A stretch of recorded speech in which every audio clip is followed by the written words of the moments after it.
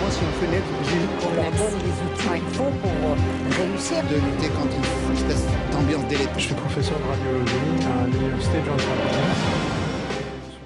Madame, Monsieur, bonsoir et bienvenue dans Diasporama. Le mois de Ramadan rime avec partage et solidarité pour le milieu associatif. Cette période, ce mois sacré de Ramadan constitue donc une période cruciale pour sensibiliser les donateurs. Aussi, nous avons décidé ce soir de nous intéresser au secteur associatif, à toutes ces associations qui œuvrent à l'étranger, aussi sur le territoire national, le plus souvent en collaboration les unes avec les autres. Ramadan, la solidarité au-delà des frontières, c'est le thème de ce nouveau numéro de Diasporama.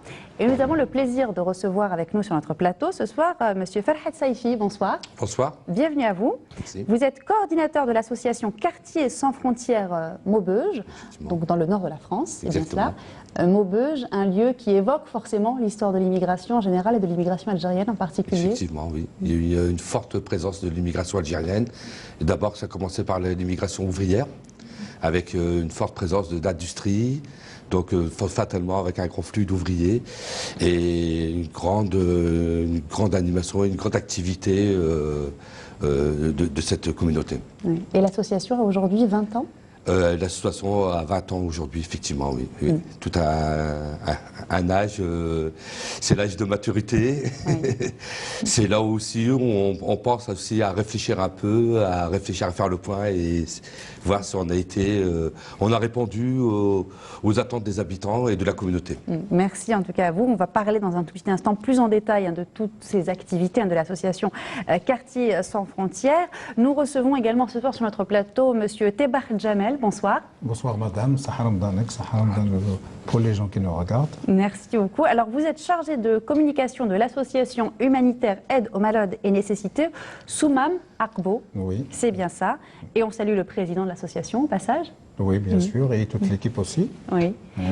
Une association qui a été créée en 2015. Oui, en décembre 2015, donc elle est toute jeune. Oui. Donc c'est une association qui est basée dans la ville d'Akbou. Akbou, c'est la deuxième ville de la ville d'Abjaïl. Elle est très importante comme ville. Donc c'est une association qui œuvre aussi en faveur des citoyens, des populations, des zones reculées dans les villages. C'est-à-dire que l'association, le principe c'est d'aller vers ces populations et non le contraire. Voilà. Et on va parler dans un petit instant plus en détail de l'association et notamment de ce partenariat avec notre communauté établie à l'étranger. À vos côtés également, nous recevons ce soir Monsieur Abdelhak Sahli. Bonsoir. Bonsoir. Bienvenue à vous. Merci. Alors, vous êtes président de l'association des scouts musulmans de France. Oui. Alors, c'est une association qui existe déjà depuis 1991. C'est ça, toute une génération en fait. Depuis 1991, une association qui a été fondée par le Shirvet de Tounes en 91 et qui œuvre à l'éducation de la jeunesse, afin d'en faire des citoyens engagés, des citoyens sur la culture mohammedienne, sur le vivre ensemble, sur la fraternité. Et la fraternité sans distinction. Pardon. Oui. Justement, les scouts musulmans ont un rôle à jouer. Vous parliez d'une génération en 1991 depuis la création. Les scouts musulmans ont un rôle à jouer justement aujourd'hui dans l'avènement d'une génération, d'une nouvelle génération, en leur inculquant des valeurs bien évidemment, mais aussi et surtout en prenant la tolérance et en combattant l'extrémisme. Tout à fait, puisque en fait le scoutisme, qui est quand même le premier mouvement de jeunesse mondiale, c'est plus de 50 millions à travers le monde, c'est 5 continents, c'est énormément de jeunes, quelle que soit leur religion, leur race, c'est la prévention de la jeunesse, la prévention de toute forme de radicalisation, toute forme d'intégrisme, toute forme de violence en fait, à travers la rencontre avec l'autre. Oui. 50 millions, c'est pas rien, ça permet à des jeunes d'aller à l'étranger, ça permet de faire de l'international, ça permet de dire aussi que c'est une méthode qui a plus de 100 ans aujourd'hui, et donc une méthode qui marche, qui fonctionne, qui existe et qui fonctionne. Et qui parle à tous. Monsieur Saifi, tout à l'heure, vous nous disiez les scouts, ça vous évoque des souvenirs, ça vous rappelle des souvenirs personnels, oui, de ma jeunesse, effectivement. J'ai été membre des scouts pendant quelques années, quand j'étais très très jeune. Et effectivement, j'en retiens toujours des souvenirs, des très beaux souvenirs. Voilà, comme je disais à M. Salhi, c'est une école de la vie. Oui. Voilà. Monsieur Tebar, c'est aussi le souvenir, vous aussi, Oui, vous êtes passé par les scouts. Dès que j'ai vu le monsieur, c'est-à-dire notre frère qui est là, eh ben ça évoque beaucoup de souvenirs quand on voit comme ça une tenue scout et tout, parce qu'on est tous passés par là, donc c'est grâce à ce genre d'organisation qu'on a pu avoir une certaine éducation, c'est-à-dire quelques bases, etc. C'est les valeurs, c'est les grandes valeurs de l'humanité, de la solidarité. Donc, c'est toujours nostalgique quand on voit comme ça. Justement, on va voir ces jeunes scouts en images et on va leur donner la parole de scout. On se retrouve juste après. Bonjour à tous, et on va vous présenter les 7 règles des scouts. Et aussi, les 7 règles des scouts. Alors, amis de tous, sportifs, actifs, ordonnés.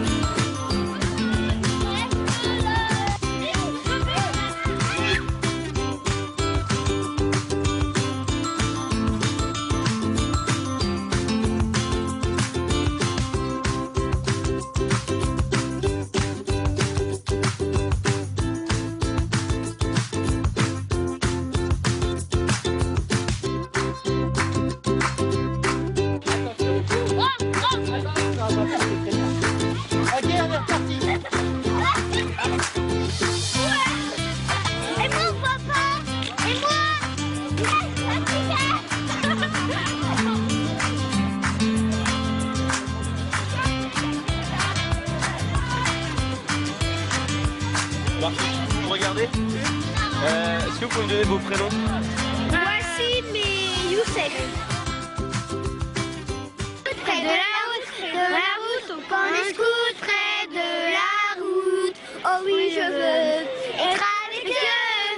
Au camp des scouts, près de la route. Les voyageurs sont les meilleurs, Les voyageurs sont les meilleurs. Oh oui, je veux être avec eux. Au camp des scouts, près de la route. Voilà, de retour sur le plateau de Diasporama, on s'intéresse bien évidemment à cette jeunesse, les jeunes, justement, quel regard vous portez sur leur implication dans le milieu associatif, Monsieur Saifi? Eh bien, le regard qu'on porte, évidemment, c'est d'abord un regard d'adultes et de parents. C'est un regard un peu d'empathie quand même. Ouais. Et on se dit que ça fait toujours plaisir de voir des enfants impliqués dans des structures et des opérations collectives comme ça. Donc derrière tout ça, c'est quoi? C'est des valeurs qui sont transmises et qui eux-mêmes transmettront des valeurs à leur entourage, à leurs enfants. Et moi, je ne vois que du positif dans cette affaire-là. Alors, je rappelle que vous êtes coordinateur de l'association Quartiers sans frontières, qui est située à Maubeuge, donc dans le nord de la France. On va en parler un petit peu plus en détail de cette association qui est née il y a 20 ans. Quels sont ses domaines d'activité? Alors, ces domaines d'activité se répartissent sur 3 thématiques. D'abord, on a intervenu, on avait d'abord l'origine de l'association, c'était la solidarité internationale. Donc nous intervenions sur pas mal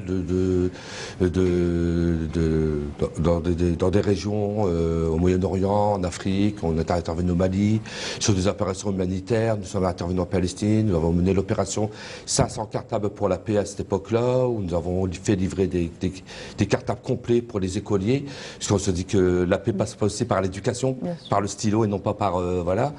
Et on nous a demandé quelques opérations, puis on a dû malheureusement intervenir aussi sur le territoire algérien suite aux diverses intempéries qu'il y a eu. Et donc, les inondations de Bab el-Oued. Voilà, les inondations à Bab el-Oued, où là aussi on a fait transporter un cargo de dons. Nous avons pu commencer à rééquiper l'hôpital Maillot, puisque là aussi il y a eu un drame où tout l'hôpital et le personnel ont disparu dans les inondations.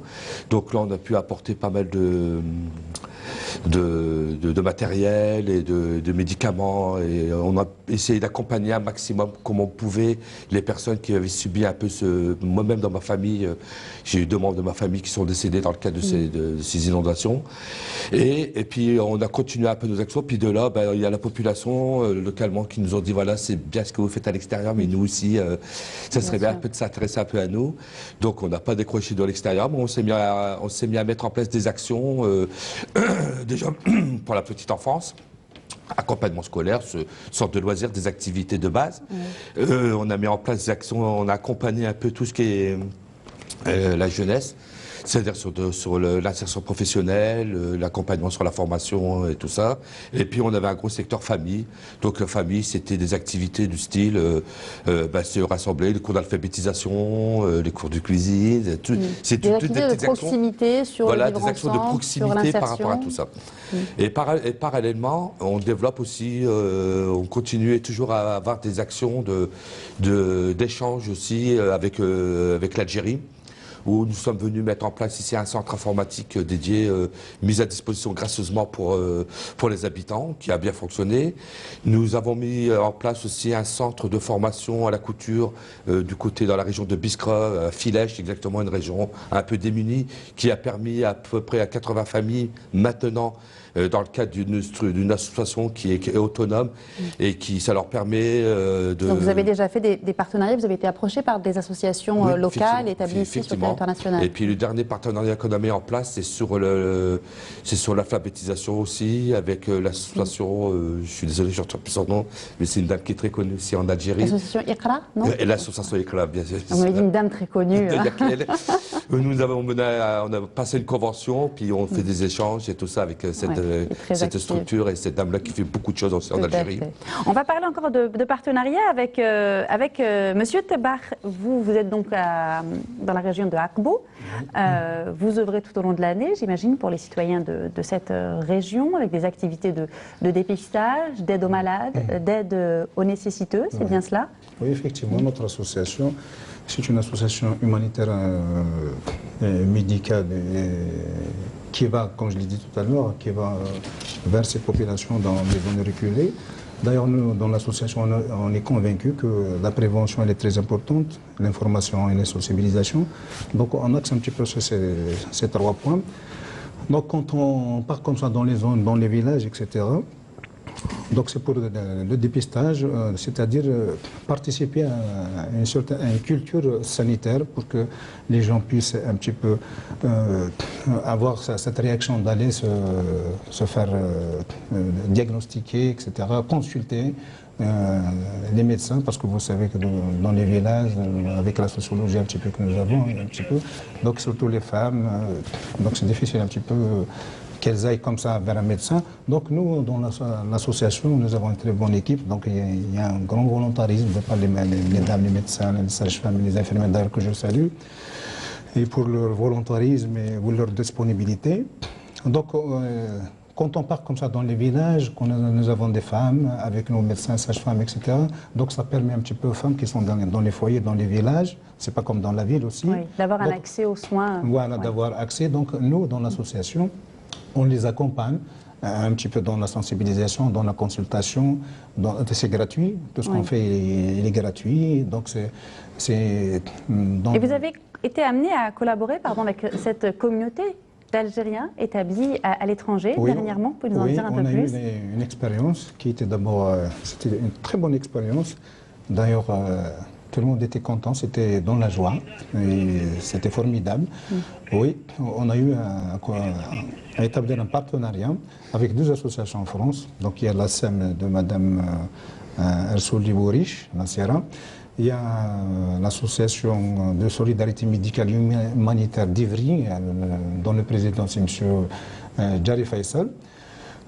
Donc, ce contact a été établi par un autre concitoyen établi en France, qui est un adjoint au maire au niveau d'Argenteuil, c'est M. Adelou, avec nos amis de l'association. Donc, on a pu établir ce contact et on avait pensé, et d'ailleurs, on a concrétisé un petit peu ça. Donc, on a organisé, c'est-à-dire on les a reçus pendant 3 jours, on a organisé une journée de formation médicale ouverte.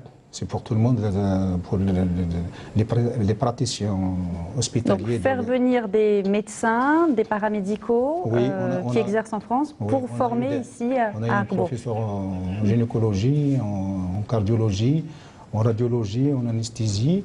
Il y avait Madame Marsouli Bourish Nassira, d'ailleurs, que je salue, elle va nous regarder. C'est que moi, je l'appelais professeur, parce qu'elle avait cette disponibilité, ils étaient vraiment passionnés, c'est des gens passionnés de leur métier, comme ça, quand elle expliquait comme ça, comment faire des soins, etc. C'était des gens, il y avait, comme on dit, un grand feedback, c'est-à-dire, c'était vraiment... Quand on parle de médecine et de notre élite, justement, dans le domaine médical, on pense souvent à la fuite des cerveaux, bien évidemment, c'est un fait qu'on ne peut pas nier. Mais justement, avec ce genre de partenariat, d'initiative, on passe de ce qu'on appelle la fuite des cerveaux vers la capitalisation, vers l'échange, le transfert des connaissances. Il y a le retour, effectivement. Il y a cette capitalisation, comme vous l'avez dit. C'est un échange. Donc, généralement, ces gens-là, ils sont très attachés à leur pays. Donc, il suffit juste de leur donner l'occasion, d'organiser, d'avoir ces espaces comme ça pour qu'ils puissent venir ici et échanger, etc. Donc, c'était fructueux, vraiment, c'était fructueux pour nous et pour eux aussi. Donc, d'ailleurs, ils ont remarqué beaucoup de choses. Ça sentait que c'était vraiment très bien. C'est-à-dire, donc, maintenant, donc, on s'est mis d'accord qu'on restera en contact et on développera d'autres actions, d'autres activités. On va justement donner la parole à une personne qui connaît bien les caravanes médicales et qui connaît bien le secteur associatif. C'est Farid Yaker qui est avec nous par téléphone depuis Paris. Farid Yaker qui est donc président du Forum France-Algérie. Farid, bonsoir. Bonsoir Soraya. Bienvenue sur le plateau de Diasporama. Merci de nous accueillir. Merci à vous. Alors vous connaissez bien évidemment bien le secteur associatif, vous êtes vous-même très actif, très engagé depuis un certain nombre d'années déjà. On va parler plus en détail de vos activités, mais avant cela, un mot justement sur ce secteur associatif. Un des derniers rapports de la Banque mondiale paru en décembre 2016 sur la diaspora des régions MENA, Maghreb et Moyen-Orient pointe du doigt un petit peu la désorganisation des associations algériennes à l'étranger malgré leur nombre conséquent. Quelle lecture vous faites de ce rapport? Oui, je pense d'abord qu'il parle de moindre organisation. Il ne parle pas de désorganisation, mais disent qu'on est moins organisé que les diasporas tunisiennes et marocaines notamment. Donc ça, c'est le premier point. Le deuxième point, c'est que c'est une réalité, hein, on s'en aperçoit, et il parle de fragmentation. C'est vrai que d'une part, on n'est pas organisé, et d'autre part, on est fragmenté. Vous prenez une association, la première qui a essayé un petit peu de fédérer les compétences qualifiées, qui s'appelle REAGE. Ensuite, il y a eu des scissions pour donner Algerian Talents, et ensuite, même les gens de Atlas, actuellement, sont à l'origine, ont participé à REAGE. Vous voyez, donc il y a ce phénomène-là de scission, d'incapacité à se réunir, à se fédérer, qui est la première constatation. L'autre, c'est peut-être que dans les pays limitrophes, les pays voisins, il y a peut-être un soutien plus actif des pouvoirs publics, peut-être une volonté plus forte d'associer la diaspora au développement du pays, qui s'est traduit par une institutionnalisation un peu de ces fédérations de diaspora. Voilà un petit peu les constatations que je peux faire. Une des solutions, ça peut être ce réseau Solidarité Algérie que vous avez lancé. Vous pouvez nous en dire un petit peu plus? C'est un réseau pour fédérer les associations algériennes entre elles? Oui, donc il faut qu'il y ait une démarche active, dynamique pour fédérer. Et c'est pas courant. Je veux dire qu'il n'y a pas ce réflexe. disons, de se fédérer. Puis quand on se fédère, il n'y a pas toujours, les résultats ne sont pas toujours au bout du chemin. Là, on l'a fait sur une base informelle. On est très confiant que ce réseau va fonctionner parce qu'on a pris des gens qui sont déjà actifs, des gens comme l'association Chaîne de l'Espoir Méditerranée qui est présidée par Nassera Arsouli. On a pris le collectif Enfants Algérie de Thiers, Orly. On a pris les scouts musulmans de France. Il y a même une association qui s'appelle Badr, que vous connaissez, qui est à Blida et qui est représentée ici. Donc c'est des gens qui ont fait leurs preuves, qui sont sur le terrain et qui ont compris qu'il était important de se réunir pour être plus performants. C'est-à-dire mettre en commun nos moyens, communiquer ensemble. Je vous donne un exemple, l'association ASEM organise donc une opération pour l'Aïd al-Fitr pour les enfants malades en Algérie. On s'est tous mobilisés pour les aider, de faire une collecte de fonds au profit de cette opération-là, communiquer sur cette opération. Vous voyez, c'est un peu notre principe. C'est mieux collaborer, mieux communiquer. Être ensemble pour être plus fort. Et je pense que voilà, le temps est venu, on est dans une ère de collaboration où il faut passer à la vitesse supérieure. Voilà ce qui va se passer. Alors, vous avez évoqué les scouts musulmans de France. Nous avons avec nous Abdelhak Sahli sur le plateau, qui est président de l'association des scouts musulmans de France, que vous connaissez d'ailleurs, et qui, j'imagine, a sans doute une petite question à vous poser. Non, je voulais juste saluer Farid. C'est un ami de très longue date. Effectivement, je vais juste rebondir sur ce qu'il a dit à la fin, c'est la collaboration en fait. Aujourd'hui, on est, je pense, dans un temps où toutes les associations, quelque part, doivent créer du partenariat, où on doit travailler ensemble. C'est mutualiser justement toutes ces énergies, créer de la synergie autour de ces acteurs engagés, qui permettra en fait d'aller beaucoup plus vite dans ce qu'on veut faire, c'est-à-dire construire, en tout cas pour les scouts musulmans de France, c'est construire un monde meilleur. C'est le but du scoutisme, c'est ça, c'est construire un monde, un avenir meilleur pour tous. Donc effectivement, Farid, que je salue, parle de collaboration entre les associations, c'est vers là qu'il faut aller, effectivement. Oui. Alors justement, les associations ou les membres d'associations qui nous regardent justement et qui ont envie d'intégrer ce réseau Rezal, Solidarité Algérie, comment faire concrètement, Farid Yakher? On va publier, c'est le Solimed qui sera le secrétariat pour une année de ce réseau. Parce qu'on veut aussi qu'il y ait une rotation. Ça c'est important aussi qu'il n'y ait pas une association qui soit tout le temps en tête, mais que ce soit un travail qui soit partagé. Donc allez sur le site solinet.net, vous avez les coordonnées, effectivement, et comme on veut avoir le maximum de partenaires en Algérie, comme l'association de Badr, mais d'autres aussi, parce que l'idée c'est vraiment d'avoir un réseau miroir en Algérie pour accroître la collaboration et avoir des opérations qui soient plus nombreuses et avec un meilleur impact. Voilà, donc allez solinet.net, envoyez-nous un email et ensuite on prendra contact avec vous pour vous indiquer comment rejoindre le réseau. Et on espère avoir le maximum de gens, le maximum d'associations, parce que l'union fait la force, comme on vient de le dire. Merci à vous, Farid Yakher, pour toutes ces précisions. Juste un mot avant de nous quitter, vous avez un événement, je pense, déjà en préparation pour le mois de septembre. Oui, merci de nous donner l'occasion d'en parler. Donc ça c'est avec le Forum France-Algérie et on va organiser du 28 au 30 septembre dans le 14e à Paris, à l'entrepôt, ce qu'on appelle Algérie en mouvement. C'est la 2e édition et l'objectif est vraiment de mettre un coup de projecteur sur l'Algérie qui bouge, l'Algérie qui innove, les jeunes entrepreneurs, des associations, des initiatives citoyennes, pour montrer que voilà, l'Algérie bouge, il y a des entrepreneurs, des jeunes qui créent de la valeur, qui innovent, qui créent de l'emploi, et également montrer comment le paysage médiatique change, comment la société est en train d'évoluer, et pour donner une image aussi de l'Algérie qui est plus conforme à la réalité que ce qu'elle est actuellement en France. Voilà. Donc effectivement, 28 au 30, on informera également sur cette opération. Et on suivra ça avec beaucoup d'intérêt. On espère qu'on aura le plaisir de vous recevoir d'ici là sur notre plateau. Merci à vous. Merci beaucoup, Farid Yakher, pour toutes ces précisions. Alors, on s'intéresse aujourd'hui donc à la solidarité. Bien évidemment, la solidarité, c'est tout au long de l'année. Les associations œuvrent tout au long de l'année. Mais comme je le disais au début de notre émission, le mois de Ramadan capitalise un petit peu forcément l'attention, forcément c'est le mois par excellence de la solidarité. Est-ce qu'il y a des actions qui ont été menées spécialement durant ce Ramadan du côté des scouts musulmans de France? Alors du côté des scouts musulmans de France, en fait, on utilise entre guillemets le ramadan pour créer du temps d'échange, du temps de rencontre. Quelque part, nos jeunes animateurs, en tant que jeûneurs, on ne peut pas leur demander d'avoir des activités toute la journée, mais vous ne faites pas le marathon pendant le ramadan? Non, tiens pas donc. encore. Quand on sera des surhommes. Ou à 23 heures. Ou à 23 heures. Non, mais on utilise plutôt ce temps pour quelque part se ressourcer, ces temps de spiritualité et de rencontre avec les familles, quelque part.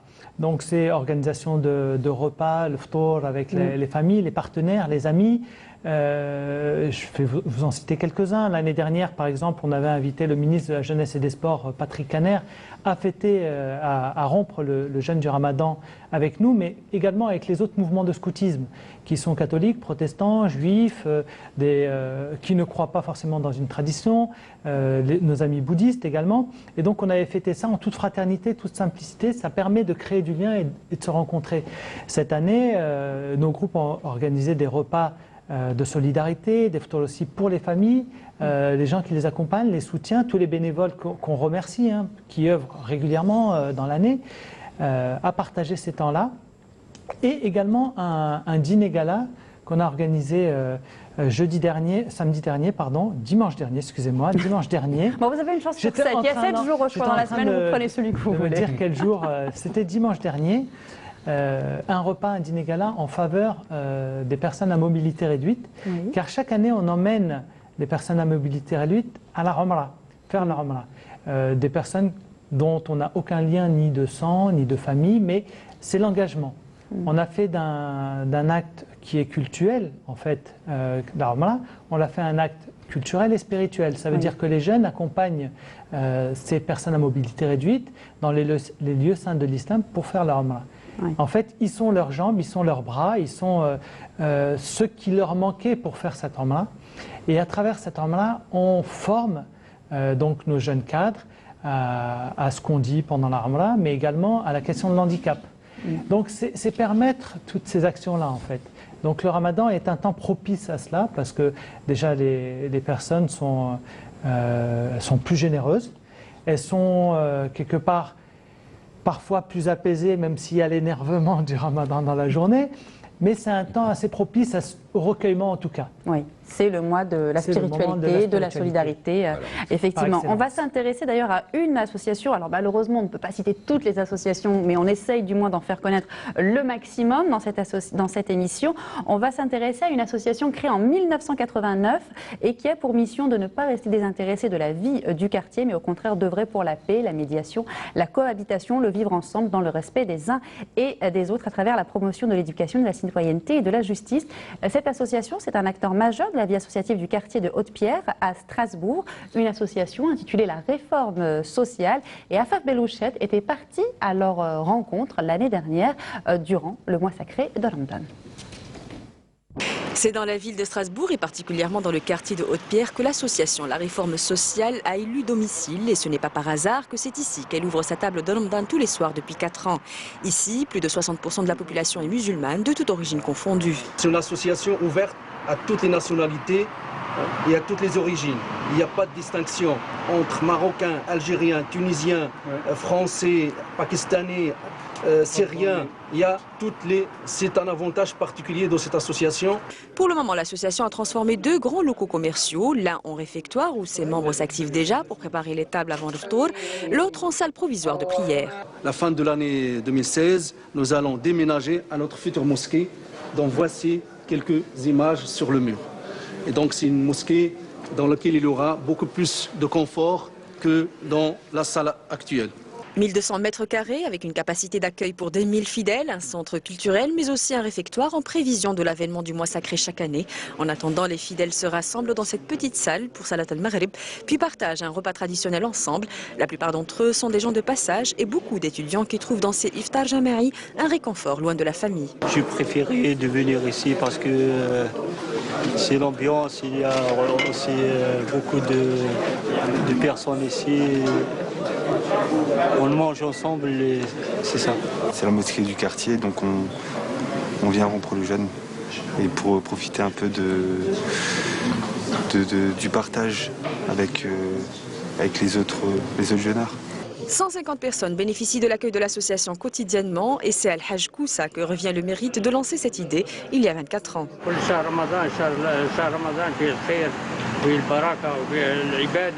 Et c'est grâce à sa bonne réputation et son volontarisme que les dons sont récoltés pour garnir les tables de Ramadan tous les soirs. De par ses relations avec les donateurs extérieurs, avec les bienfaiteurs, et donc ils nous rendent un grand service. L'association peut également compter sur la générosité des riverains en ce mois de partage, pas seulement d'un repas traditionnel, mais aussi de valeurs et de solidarité avec tous, sans discrimination. Des nouvelles de cette association, la réforme sociale, Haute-Pierre, qui continue ses activités et dont la mosquée d'Haute-Pierre, Ar-Rahman, dont on avait vu les plans dans le reportage, et bien cette mosquée elle a été inaugurée récemment, c'était le 19 mai dernier.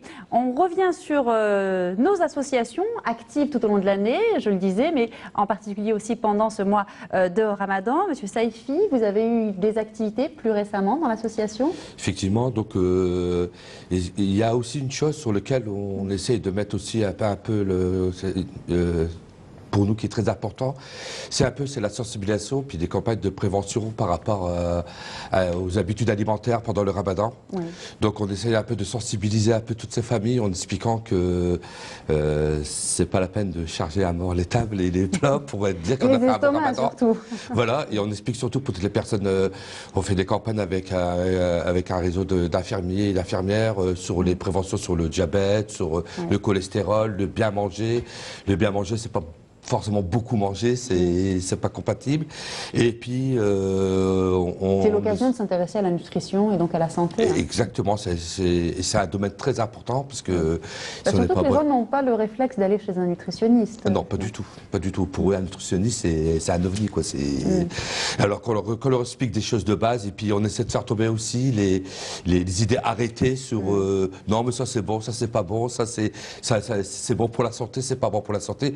Donc on essaie de, ce qui n'est pas évident, d'expliquer. Et puis, il y a dans certaines familles, on a le code tous les uns et les autres chez soi, donc il y a des personnes d'un certain âge. Comment expliquer que maintenant, il faut peut-être pas qu'ils fassent le Ramadan cette année parce que ça peut impacter directement sur leur santé. Donc, il y a plein d'actions que ce soit de sensibilisation à la santé et à l'équilibre et à la santé humanitaire et à l'équilibre alimentaire. Et puis, nous, là, pour la semaine prochaine, normalement, on a une grosse soirée de Cholba pour tous aussi. Donc, là aussi, c'est toujours dans le même état d'esprit, de l'esprit du Ramadan, du partage, de la solidarité, de l'échange, de l'ouverture vers les autres. Donc, on implique un maximum d'associations, d'acteurs locaux, de bénévoles et donc il y a une grosse préparation en ce moment, ça active beaucoup en ce moment. Et l'été aussi, on va voir d'ailleurs quelques images avec qui dit été, c'est forcément la saison estivale, les vacances. Exactement. Donc tous les ans, nous, on met en place une plage urbaine, un grand espace de festifs et loisirs. Qui, voilà, donc là, ce qu'on voit actuellement, c'est les colonies de vacances que nous avons organisées pour les enfants du Nord et même de toute la France qui sont venus passer des jolies colonies de vacances ici en Algérie. Et ils sont revenus avec des étoiles plein les yeux, ils en parlent encore maintenant. Donc je remercie encore toutes les autorités d'avoir mis en place cette magnifique opération qui j'espère sera renouvelée très bientôt. Et c'est tous les ans, mais en place aussi un espace de loisirs et de détente pour les familles. C'est-à-dire que c'est sur 6000 m², 500 tonnes de sable, des structures gonflables, des pergolas, des espaces de détente, de la petite restauration, des glaces, des crêpes et tout ça. Ça permet toutes les personnes qui n'ont pas la capacité de partir en vacances de se retrouver dans un espace dédié aux loisirs et à la détente. Ça leur permet un peu d'oublier un peu de leurs soucis quotidiens. Et puis ça permet en même temps de ressouder un peu l'espace familial, le noyau familial, parce que c'est pas là aussi il y a un travail à faire sur le noyau familial qui n'est pas toujours évident. À propos, justement, il faudrait mettre ça sur cette destination, sur la liste peut-être de la prochaine colonie de vacances. Bien sûr, avec plaisir. Bien sûr, ça c'est certain. Dès qu'on sortira d'ici, donc on va échanger nos coordonnées. Donc certainement qu'il y aura des activités qu'on organisera ensemble, certainement. Vous avez eu des activités durant le mois sacré de Ramadan aussi, nous, on est convaincus que la société, notre société, c'est la solidarité pendant le ramadan. Ça ne se limite pas au mois de ramadan, c'est quotidiennement. Donc ça fait partie de notre culture. Nous avons une autre manière de procéder un petit peu par rapport à la solidarité. Non, on préfère ne pas dire un petit peu les aides qu'on peut donner à personne, à apporter aux personnes, mais nous axons un petit peu, comme a dit le monsieur, dans la prévention, c'est-à-dire aller vers ces gens, des maladies chroniques, comme les diabétiques, etc. Donc on fait de la sensibilisation, c'est nutritionniste, comme on dit. Il y a aussi cet accompagnement un petit peu dans les soins à domicile. Oui. Nous avons des infirmières, des sages-femmes, des médecins qui partent comme ça, après le phtor, vers ces malades et s'inquiéter, c'est-à-dire leur rendre visite, leur échanger des pansements pour les gens qui sont à la maison, c'est-à-dire ils ont subi un traitement à l'hôpital et après ils sont chez eux, c'est-à-dire donc on part chez ces gens-là, donc on fait notre solidarité ainsi faite, c'est-à-dire c'est une méthode. Donc il y a aussi certaines activités, on pense un petit peu, parce que nous sommes, d'ailleurs on dit toujours dans l'association, c'est-à-dire, là, on est là et chaque malade, c'est-à-dire tout le monde peut tomber malade un jour ou un autre, et chaque malade peut devenir nécessiteux, donc qu'il soit pauvre, riche, etc. Donc la maladie, déjà, donc il faut l'écoute. Donc on apporte un petit peu notre solidarité à travers des actes médicaux, du soutien psychologique. Donc aussi, on pense un petit peu pour ces gens nécessiteux, etc. Nous, pour faire un petit peu avancer les choses, c'est-à-dire avoir une autre vision un petit peu de cette solidarité, c'est-à-dire que la solidarité par intégration, c'est-à-dire on cherche un petit peu ces gens nécessiteux, s'il y a un petit diplôme comme ça, bon, on n'aimerait pas le dire comme ça, c'est-à-dire... Mais on le fait, c'est comme ça, c'est comme le proverbe qui dit il faut apprendre à pêcher et non pas donner du poisson. Oui. Donc voilà. Il y a aussi il y a quelqu'un de l'association, lequel on salue, il est dans l'association, mais il est plus que dans l'association. Donc on organisera le jeudi, le soir du vendredi, ce sera donc la fête, le Hamni comme on dit. Oui. C'est une campagne de circoncision pour 65 enfants, différents, comment dirais-je, âge. On a des enfants de 8 mois jusqu'à 6 ans. Donc, pour ce qui est des malades, surtout les cancéreux et tout, donc on avait pensé un petit peu à ce soutien psychologique. Donc, on a organisé hier une conférence dont le thème était la prise en charge des malades cancéreux et leurs familles, ainsi que le corps médical qui accompagne un petit peu ces gens-là. Donc il y a eu cette discussion, ce débat un petit peu autour de la manière, des outils. Donc c'est aussi un espace de réflexion, de l'aide humanitaire, du dépistage, de l'information, de la formation, mais aussi c'est aussi un espace de réflexion, cette association. Quelques ouvrages dont on va parler avec nous sur le plateau. L'islam dans la cité, avec la participation du Cheikh Khaled Bentounès, de Dounia Bouzar, Yassine Chaïb, Éric Geoffroy, encore Dora Mabrouk et Mohamed Khalid Sekal. Vous nous avez apporté cet ouvrage, vous pouvez nous en dire un petit peu plus? Oui, donc cet ouvrage, en fait, c'était des réponses apportées à des questions de jeunes. Des questions, je dirais, pour certaines très basiques sur l'islam, mais c'est souvent ces questions-là qui freinent quelque part le développement personnel du jeune. Il se met des freins, il culpabilise sur certaines choses, on a tendance à dire souvent à nos enfants ça c'est haram, ça c'est halal, et on est resté sur ces questions-là et quelque part on ne les aide pas à évoluer. Donc ce développement personnel est bloqué par des questions très basiques auxquelles si on leur apporte une réponse qui parfois ils n'osent pas poser, eh ben, ça les aide énormément. Donc c'était partir à la rencontre d'un certain nombre de jeunes, on l'a appelé dans la cité parce qu'effectivement c'était dans des cités qu'on avait été voir ces jeunes-là. Et on leur a demandé de poser un certain nombre de questions et on les avait mis en lien avec des responsables, des islamologues, dont Éric Geoffroy et d'autres, pour répondre à leurs questions, apporter au niveau de la question, quoi. Très simplement, pas des réponses universitaires. Et c'est ce qui a fait cet ouvrage. C'était pour permettre justement à répondre à ces questions-là. L'islam dans la cité, mais aussi l'écologie dans la cité. Hein, et là, Farhat Saïfi va nous en dire un petit peu plus, vous aussi. Vous êtes l'auteur de cet ouvrage. Effectivement. Oui. Donc en fait, nous, on était partis d'un constat que dans les quartiers populaires en France, hein, principalement et dans le Nord, on était toujours concentré un peu sur les problématiques, dans les problématiques urbaines, qui étaient les problématiques d'urbanisme, les problématiques sécuritaires, les problématiques de pauvreté, enfin que des choses, que des repères un peu négatifs. Puis nous, on est parti d'un constat que la thématique environnementale n'était pas prise en compte dans les quartiers populaires et que cette thématique pouvait apporter quand même un plus dans la vie quotidienne des habitants, en disant que déjà, c'est parti sur des choses simples. Hein. Quand on disait aux gens, cultivez un potager, tout simplement. Ça vous permettra déjà d'avoir économiquement, au niveau de la santé et à tous les niveaux, d'avoir quelque chose de positif. Donc on a remis en cours le potager de jardin, dans les jardins. Donc ça permettait de récolter leurs trucs. Et puis ils avaient une dimension économique aussi. Quand vous achetez une salade à 1,20 €, là vous avez là 15 jours de planter une quinzaine de salades, ça vous fait des économies et puis vous mangez ça. Et c'est vous qui avez produit, déjà c'est très valorisant. Et c'est le retour du travail avec la terre, ce qui est quand même pas négligeable. C'est parce que dans le Nord, il y a une grosse tradition des jardins ouvriers. Donc c'était parti de ce constat-là. Et puis on expliquait un peu aussi dans la maison le fait de mettre des adoucisseurs d'eau,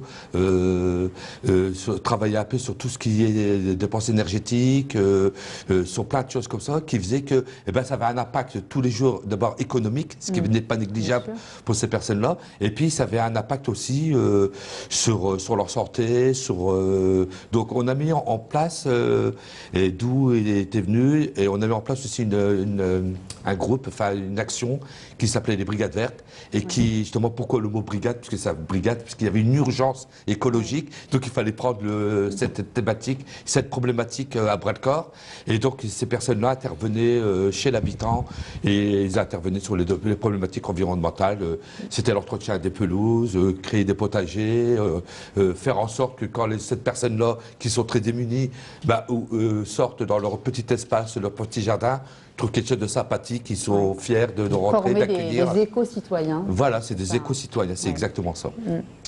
Voilà. Alors, c'est un petit peu quelque chose de famille, j'ai envie de dire, l'écologie. Chez vous, on salue au passage votre frère, c'est un peu la Nadir famille Saifi, familiale, effectivement. de l'association Écologie sans frontières, que nous avions reçue sur notre plateau à l'occasion de la COP 21. Également, votre sœur, Tokia Saifi, qui est députée européenne, également très impliquée dans le mouvement écologiste. Il y a lieu de le dire.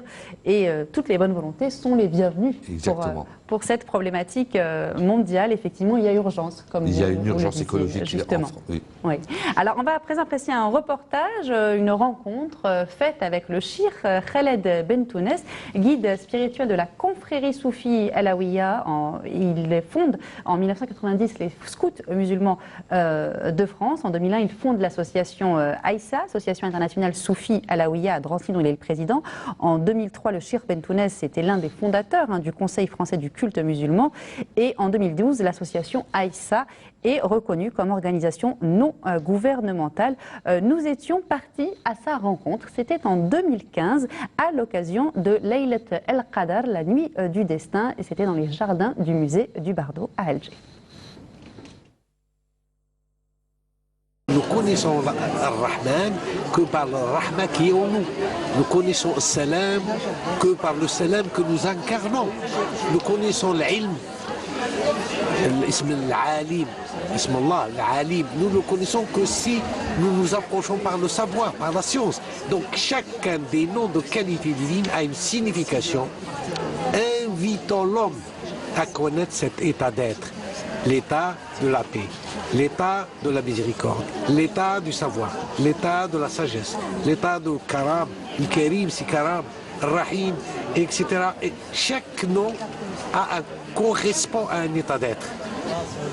Le public a eu le plaisir d'écouter la chorale de la confrérie soufie, une chorale exclusivement féminine.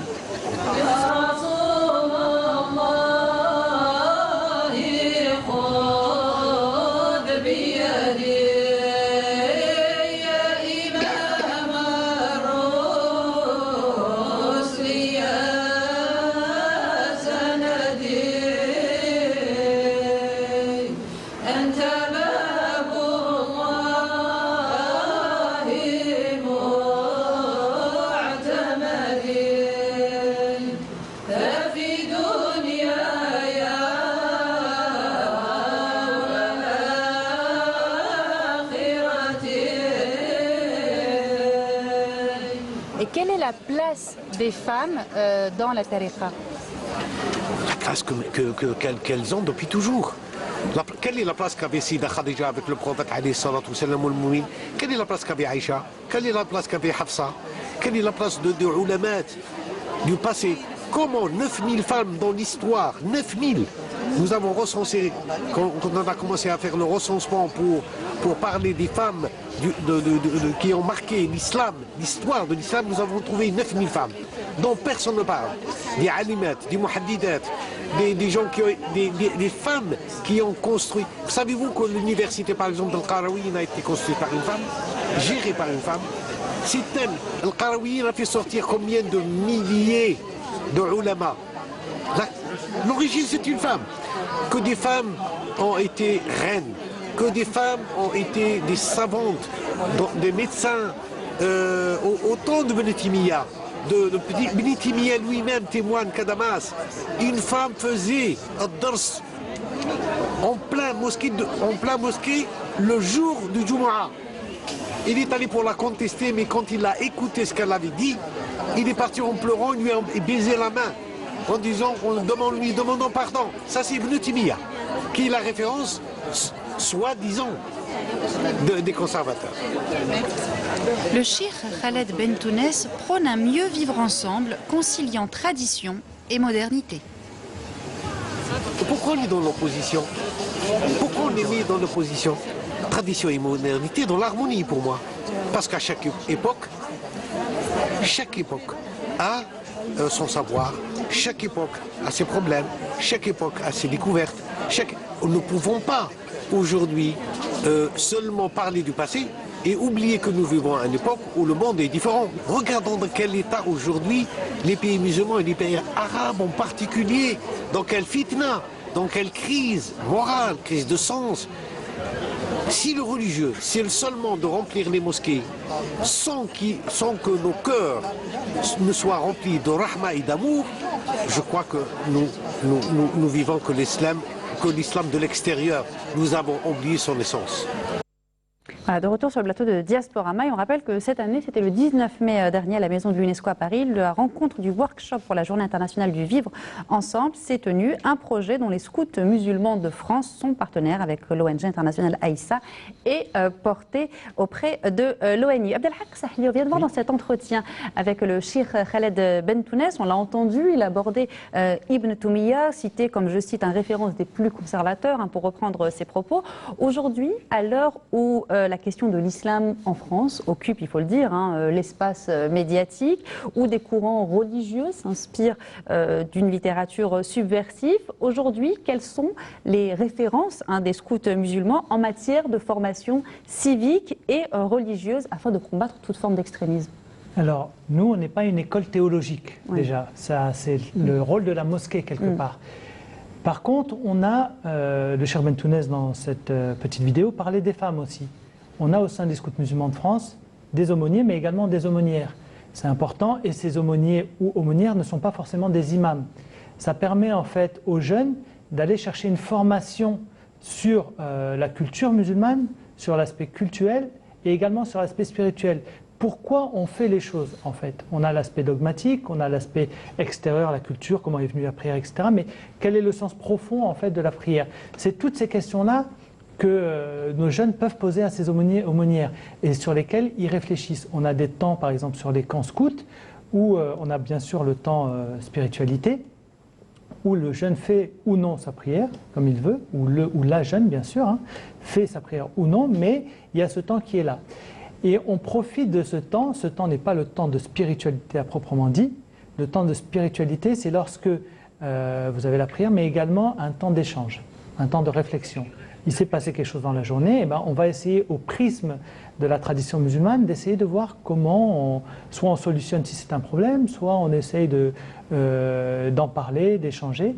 Et ça permet d'apporter une réflexion, en fait, une réflexion personnelle, pour que le jeune puisse s'habituer petit à petit en fait, à avoir de la réflexion et ne pas être un suiviste ou faire du suivisme. Je dirais ça, notre rôle il est là, d'être des personnes responsables donc qui vont réfléchir. Voilà. Donc si vous me parlez en tant que quelle vision, spiritualité, voilà, elle est là. C'est que ces jeunes-là puissent réfléchir de par eux-mêmes, d'avoir bien sûr des références. On leur apporte certaines références. Il y a des personnes dont on parlait d'Éric Geoffroy, mais il y en a d'autres qui viennent, qui interviennent parfois avec nous. Il y a le Tarek Oubrou, les mêmes Tarek Oubrou. Enfin, il y a selon les thématiques qu'on propose, les thématiques abordées. On parlait de l'islam aussi en France. On est les premiers partenaires de la Fondation de l'Islam de France. On a signé le premier partenariat avec cette fondation qui a revu le jour très récemment. Donc voilà où est quelque part la confiance qui est mise dans les scouts musulmans de France pour cette éducation de la jeunesse. Merci à vous pour toutes ces précisions. Je rappelle que vous êtes président de l'association des scouts musulmans de France. On arrive au terme de notre émission. Avant de nous quitter, Monsieur Tebar Jamel, je rappelle que vous êtes chargé de communication de l'association humanitaire Aide aux malades et nécessiteux Soumam. Un mot avant de nous quitter, peut-être un dernier projet à annoncer ou... D'abord, on vous remercie pour l'invitation de nous avoir donné l'opportunité un petit peu de parler de notre association. Oui, nous avons un projet, d'ailleurs, je pourrais dire que c'est un appel qu'on est ensemble. Donc nous avons un grand projet, mais j'espère qu'on va le réaliser.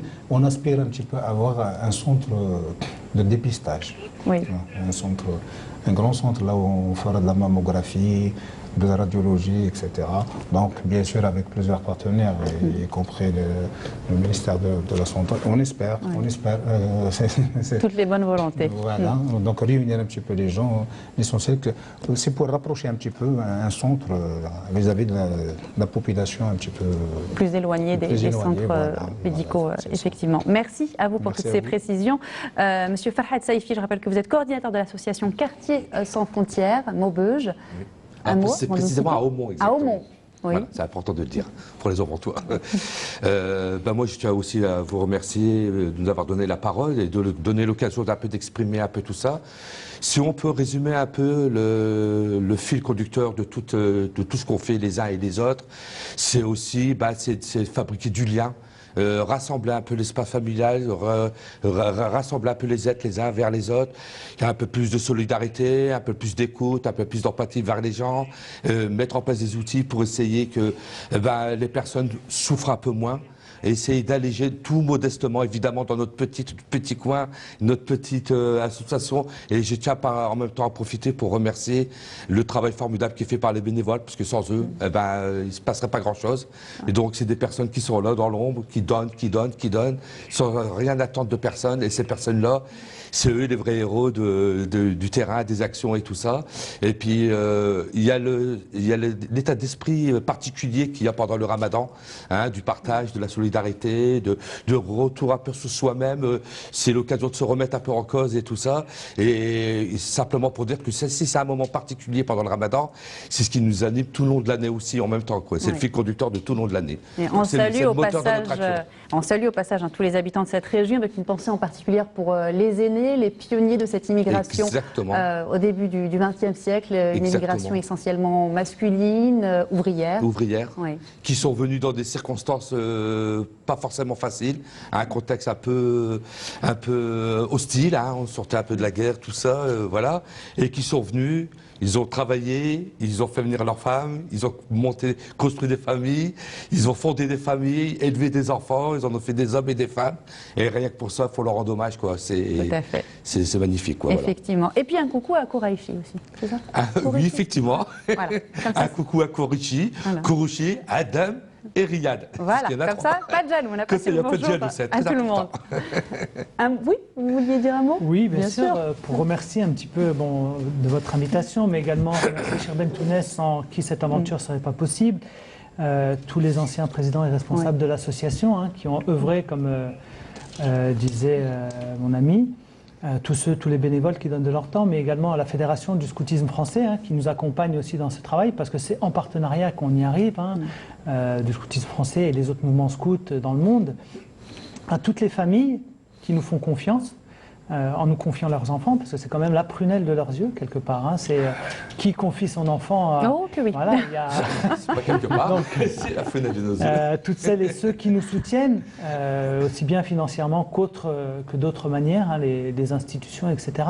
Et vraiment un grand merci à tous nos bénévoles qui donnent de leur temps sans compter de leur énergie et parfois même de leur argent pour certains. Donc voilà, je voulais remercier un petit peu toutes ces personnes. Eh bien, le message est passé. On se quitte avec quelques ouvrages que nous vous recommandons, ce qu'on appelle des beaux livres édités par les éditions Zaki Bouzid. Alors le premier ouvrage que nous vous recommandons ce soir, il s'intitule Architecture sacrée de l'islam, donc un livre édité par Zaki Bouzid, une véritable ziyara à travers les mosquées historiques en Algérie et le raffinement des arts géométriques au sein des lieux sacrés. Ce livre va revisiter ce patrimoine culturel et culturel à Alger, Tlemcen, Béjaïa, Constantine, Annaba ou encore dans d'autres régions d'Algérie. Autre ouvrage que nous vous recommandons ce soir, une autre merveille, ce beau livre dédié à une figure emblématique du soufisme, Abou Mediane Chouaïb ou Sidi Boumediene, écrit par Zaim Khenchlaoui et édité chez Zaki Bouzid Éditions. Autre ouvrage également, L'Algérie au cœur du soufisme, un livre illustré, un autre beau livre des éditions Zaki Bouzid. On s'intéresse également à un autre ouvrage consacré au cheval à barbe et au pur sang arabe, écrit par le petit-fils de l'émir Abdelkader et préfacé par la peinture de Catherine Rossi et la calligraphie de Yassine Kassimi Husseini, rappelant que le livre a été préfacé donc par Mohamed Ahmed Hussein, le mufti d'El-Quds, Jérusalem, avec également la... Voilà donc pour ces ouvrages parus aux éditions Zaki Bouzid que nous vous recommandons ce soir. Diasporama touche à sa fin. Merci à vous de nous avoir suivis. Merci à toute l'équipe qui contribue à la réalisation de cette émission. Et puis c'est notre dernier numéro durant ce mois sacré de Ramadan. L'occasion pour nous de vous présenter d'ores et déjà tous nos meilleurs vœux. On vous souhaite à l'avance déjà Saha Aïdkom. Très bonne soirée sur Canal Algérie.